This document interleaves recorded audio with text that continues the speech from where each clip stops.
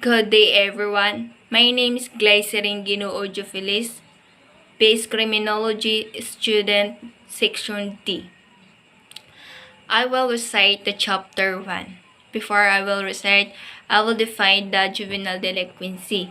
Juvenile delinquency is an antisocial behavior or acts which differ to a normal of model of set of laws and parameters, culture, customs, which society in broad spectrum does not confirm. It also refers generally to the youth behavior that which against norms and regulation in society. Nature of delinquency. Juvenile crime. Juvenile crime is a terminology used generally denote various offenses committed by a children or youth that under age of 18. In history, under the Coup Napoleon in France, there was a limited responsibility was ascribed to a children that under age of 16. However, the punishment of juvenile offender in 19th century was often severe. In the US, the children offender was treated as an adult criminal. Until 70s, children offender was treated as non-person and they did not give or receive special treatment or respect. Industrialization.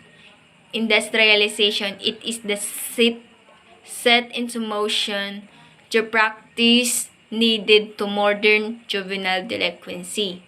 In urbanization, there was a massive increase to the amount of movable gold that were produced. These two, industrialization and urbanization, played a tremendous role in the modern era of juvenile delinquency. We have four categories of delinquency of youth: the accidental, asocial, neurotic, and social. Accidental, this may be credited to peer pressure or pure curiosity of the part of the young person. Second is asocial. It refers to the children who acts manifested by vile or cruel as atrocious acts and conduct for which they feel no remorse. Third is neurotic. Is an antisocial behavior to the youth is a direct result in internal conflict for his own emotion and moods. Last is social. Social, it refers to the aggressive teens who vision authority, whether it parental, school regulation, or ordinances and laws passed by proper legislative authorities. We have three methodology towards delinquent: the biogenic approach, the psychogenic approach, and the last is sociogenic approach. In biogenic approach, it gives an explanation that laws violation and delinquency is the result of some physical defects. While in psychogenic approach, this argues that the critical factors in delinquency is a personality problem which misbehavior is presumed to be response. While in sociogenic approach, it is the distinction, variation, and delinquency pattern to a social structure. Now, we have 6 types of behavior disorder of youth: the antisocial behavior, truancy, vagrancy, emotional disorder, lying, and stealing. First is antisocial behavior. It may be the best characterized by disobedience and disrespect for authority. Truancy, the student failing to attend their classes for 20 days without any reasonable cause. Vagrancy. Vagrancy, it refers to a children who unable to cope